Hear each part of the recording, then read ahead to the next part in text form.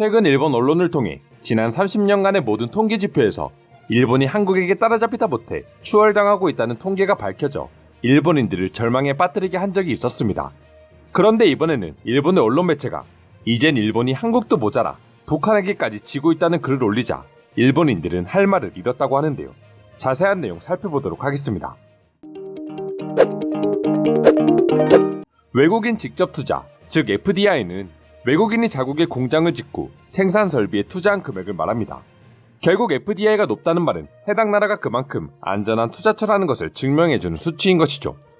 한국 역시 FDI가 6년 연속 200억 달러를 돌파하고 있으며 국제연합 무역개발협의회에서는 전염병의 여파로 인해 전 세계적으로 해당 수치가 40% 이상 감소할 것이라 예상했지만 한국은 11.1% 감소에 그치는 등 안정적인 모습을 세계인들에게 보여주었습니다. 그런데 이런 한국과는 다르게 일본의 현실은 암담했습니다. 일본의 한 언론 매체는 일본은 북한 아래인 196이라는 위험한 상황이라는 제목의 기사를 올리게 되자 당연히 일본인들은 엄청난 충격을 받을 수밖에 없었던 것이죠.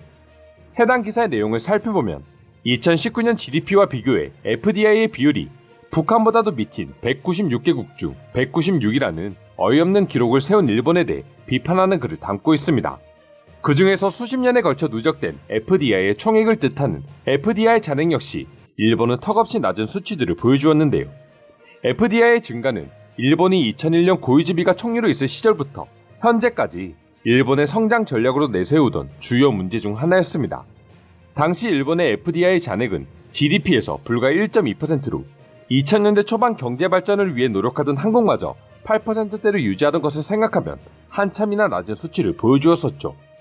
당시 고이즈미 총리는 일본 국민들에게 2003년에는 반드시 FDI 증가를 약속했고 2006년에는 2011년까지 GDP의 5%라는 목표를 설정하여 일본의 성장을 약속했었습니다.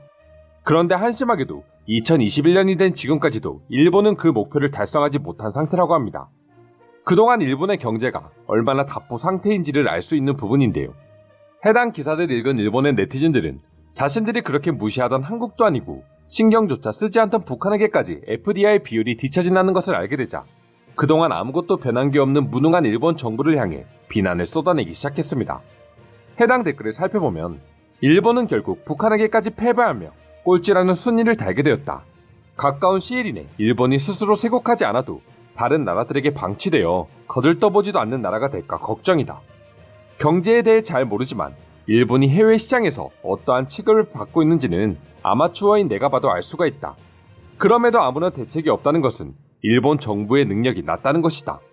지난 20년을 되돌아봐도 일본은 전혀 성장하지 않았다 등의 반응을 보여주고 있습니다. 그런데 이러한 상황에도 불구하고 일본인들은 역사 왜곡의 나라답게 자신들이 발전할 생각은 하지 않고 한국을 까내리기 바쁘다고 합니다.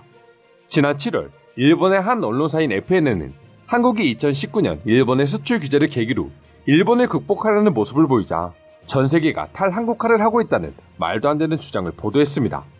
FNN은 한국의 무역 구조는 부품을 수입하고 이를 가공해 완제품으로 수출하는 형태라서 외국 의존도가 높지만 일본의 수출 규제 영향으로 전 세계 투자액이 급감했었다라고 보도했었죠. 물론 별다른 근거를 제시하지는 않았지만 말입니다.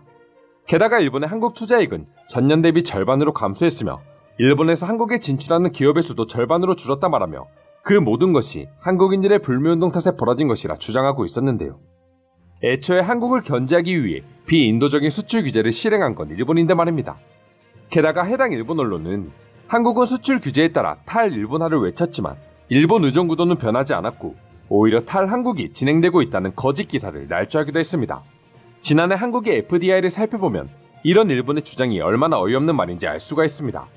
지난해 한국의 FDI는 전염병 사태 속에서 상반기 큰 폭으로 떨어졌지만 수준 높은 방역 대체로 회복세로 들어선 지 오래입니다. 앞서 설명드렸던 것처럼 전 세계가 평균 FDI 35% 감소라는 수치를 보여줄 때 한국은 11.1% 감소라는 뛰어난 방어율을 보여주었고 이는 결국 일본과는 달리 한국이 전 세계 여러 기업들에게 두터운 신뢰를 받고 있다는 반증이라고도 할 수 있습니다.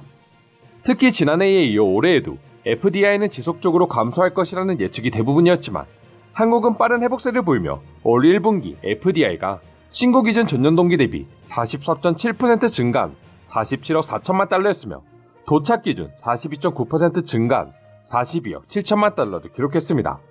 그런데 일본은 2019년 북한보다도 낮았던 자신들의 FDI를 숨기기 위해 고작 10%대의 감소율만을 보여주었던 한국을 가지고 마치 전 세계가 한국에 대한 투자를 포기한 것처럼 말도 안 되는 왜곡 보도를 한 것입니다. 물론 그런 보도를 낸다 해도 그걸 진짜로 믿었던 외국인들은 없었지만 말입니다. 1990년대 한국은 아시아 통화 위기를 맞으며 외국인 투자 비율이 지금 일본과 비슷한 2%의 수치를 보여준 적이 있습니다. 하지만 다양한 노력 끝에 현재는 14%로 무려 7배라는 준수한 성장을 보여주고 있죠. 하지만 일본은 유지는커녕 여전히 더 떨어질까 안절부절하고 있는 상황입니다. 이는 곧 한국이 세계 시장에서 얼마나 하락하고 있는지 알 수 있는 모습이며 반대로 일본이 얼마나 외국 기업에게 매력 없는 시장인지를 보여주는지를 알 수가 있는 지표입니다. 그럼 지금부터 한국에 이어 북한보다 더 떨어지는 외국인 투자 유치 기사를 보고 일본 네티즌들은 어떤 반응을 보여주고 있는지 자세히 살펴보도록 하겠습니다. 일본이 북한보다 GDP가 높기 때문에 그런 것뿐이야. 결국 저 얘기는 북한의 GDP 수준이 그만큼 안 좋기에 그와 비례해서 나타난 결과인 것이다. 일본과 북한의 GDP의 수준이 다르기 때문에 이런 결과가 나왔다고 변명할 수도 있겠지만 그렇다면 한국은 FDI 수치로만 본다면 한국에게 완전히 압도당하고 있다. 결국 이제 외국인들조차 일본이라는 시장이 자신들에게 이익을 가져다 주지 않을 것이라는 걸 깨달았던 소린데 폐쇄적인 일본의 기업들이 내수 시장만을 고집한 결과가 아닌가 싶다. 한국이 어떻게 되든 상관은 없지만 수출 규제로 피해를 받은 게 정말 한국뿐인지 의심이 든다. 우리가 한국에 수출을 포기함으로써 결국 얻은 게 뭐야? 한국의 대일 무역 적자가 최고 수준이다.